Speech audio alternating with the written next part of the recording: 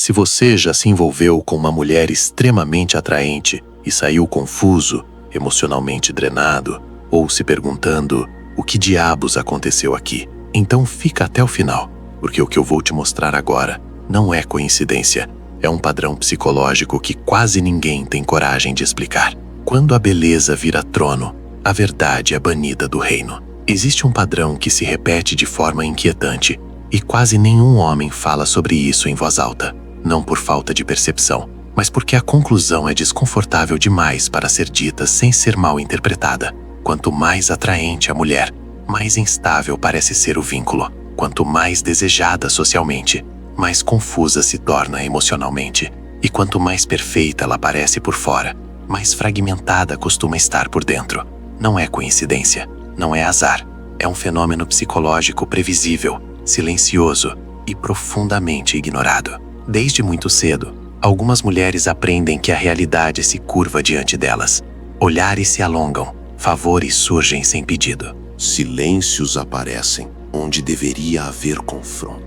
O mundo começa a tratá-las não como pessoas em formação, mas como símbolos vivos de desejo. E quando isso acontece, antes da mente estar estruturada, algo essencial deixa de se desenvolver. A capacidade de lidar com frustração, a noção de limite, a relação honesta entre ação e consequência. A beleza, elevada à posição de poder absoluto, começa a substituir o caráter como eixo da identidade. Nicolau Maquiavel observou que nenhum governante permanece lúcido quando vive cercado apenas por bajuladores. A ausência de oposição não fortalece, ela corrompe. O mesmo princípio se aplica aqui. Quando uma mulher cresce sem ouvir a verdade, quando ninguém ousa contrariá-la, por medo de perder acesso, afeto ou validação, a percepção dela sobre si mesma começa a se deteriorar. A mente não adoece de uma vez. Ela se desorganiza lentamente, sustentada por elogios e protegida por negação. O homem que entra nesse campo sente isso no corpo antes de entender com a razão. Ele se envolve com alguém belíssima, magnética, admirada por todos, e aos poucos percebe que algo não encaixa. Conversas que nunca chegam a lugar algum, conflitos que explodem sem causa clara, reações emocionais desproporcionais, um senso constante de estar pisando em terreno instável. Ele tenta amar, ajustar, compreender, mas sai exausto, confuso, questionando o próprio valor, sem entender por que tudo desmoronou, se teoricamente estava tudo perfeito. Este não é um ataque às mulheres, é uma autópsia de um sistema psicológico, um sistema que recompensa a aparência e pune lucidez, que transforma beleza em autoridade e silêncio em virtude. Carl Jung afirmava que aquilo que não é confrontado na psique acaba se manifestando como destino. Quando a beleza impede o confronto, a sombra cresce sem ser integrada, e o resultado não é a liberdade, é adoecimento, a infância interrompida. Quando o desejo chega antes da estrutura emocional, tudo começa cedo demais, antes da identidade se formar, antes da mente aprender a se regular. Antes da criança entender quem é, o corpo muda, os olhares mudam, o tratamento muda. A atenção sexual e a validação adulta surgem quando ainda não existe maturidade emocional para processar esse impacto. A mente aprende uma equação perigosa. Existir é ser desejada, ser vista é ser validada, ser admirada é ser segura.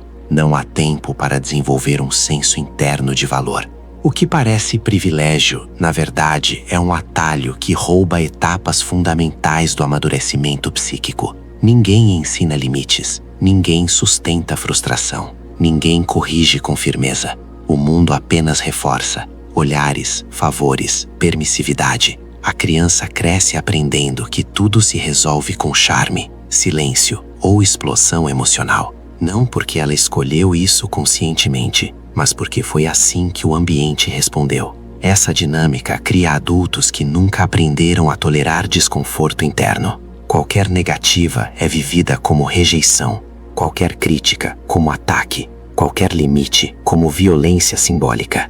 A mente não se fortalece, ela se defende. E defesa constante não é saúde mental, é sobrevivência emocional. Nicolau Maquiavel diria que dar um exército a quem ainda não aprendeu disciplina é preparar uma derrota futura. O poder chega antes da estrutura, e quando isso acontece, o colapso não é uma possibilidade distante, é apenas uma questão de tempo. Onde ninguém confronta, a percepção apodrece. Quando uma pessoa vive em um ambiente onde nunca é contrariada de verdade, a percepção da realidade começa a se deformar. Aceitação vira sinônimo de amor.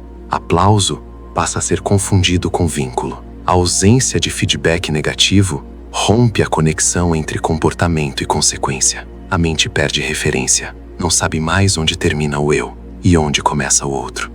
O erro mais comum é acreditar que essas mulheres possuem autoestima elevada. O que existe, na maioria dos casos, é o oposto. Uma estrutura psíquica frágil, sustentada por aprovação constante. Por isso, qualquer crítica, mesmo mínima, gera reações intensas. Choro, raiva, ironia, fuga. Não porque a crítica é injusta, mas porque ela ameaça o único alicerce disponível. Homens percebem isso rapidamente, tentam conversar e são acusados de inveja, frieza ou insensibilidade. Tentam apontar algo e são tratados como inimigos.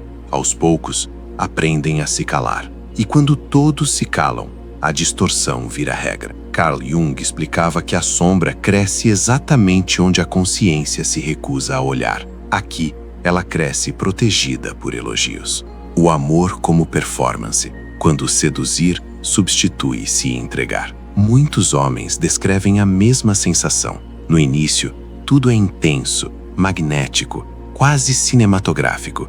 Ela parece perfeita, interessante, envolvente, mas algo nela é inalcançável. Existe sempre uma barreira invisível, um personagem em cena, um controle constante da imagem. O vínculo não aprofunda, porque a entrega real nunca acontece. O mecanismo é simples e devastador. Apego à imagem gera medo de ser vista sem o personagem. Amar passa a significar manter controle e não se permitir vulnerabilidade. Relações começam em alta intensidade e terminam em silêncio, acusações vagas ou desaparecimento emocional. O palco é impecável, mas ninguém pode sentar na plateia, só aplaudir e ir embora. O homem sente que está sempre do lado de fora. Nunca é convidado a entrar de verdade, e isso corrói, não por falta de desejo, mas por excesso de encenação. Validação é um vício que exige doses cada vez maiores. Curtidas, mensagens, olhares e desejo externo passam a funcionar como reguladores emocionais. A dopamina da atenção substitui a construção de identidade. Quanto mais validação, menos segurança interna existe. E como todo vício, a dose precisa aumentar. Um elogio já não basta. Uma ausência mínima gera colapsos desproporcionais. Rejeições pequenas se transformam em narrativas fantasiosas. Raiva, paranoia, versões distorcidas da realidade. Não porque exista malícia, mas porque a mente não suporta a ideia de não ser desejada. Nicolau Maquiavel já alertava que quem depende do favor da multidão jamais governa a si mesmo. Aqui, a multidão é o espelho social. A mulher ideal não enlouquece, ela se fragmenta. Não se trata de loucura visível, não é caos explícito. É fragmentação interna, uma divisão constante entre a imagem que precisa ser sustentada e a realidade que insiste em aparecer. Anos vivendo uma identidade que não permite falhas geram ansiedade crônica, vazio, desconfiança e relações rasas. Ela pode estar cercada de pessoas e ainda assim profundamente só, porque ninguém se relaciona com quem ela é, apenas com o que ela representa. Carl Jung dizia que quando a persona domina completamente, o self verdadeiro adoece. Aqui, ele quase desaparece. O silêncio que adora também destrói. O maior ato de poder não é agradar, é sustentar a verdade e permanecer.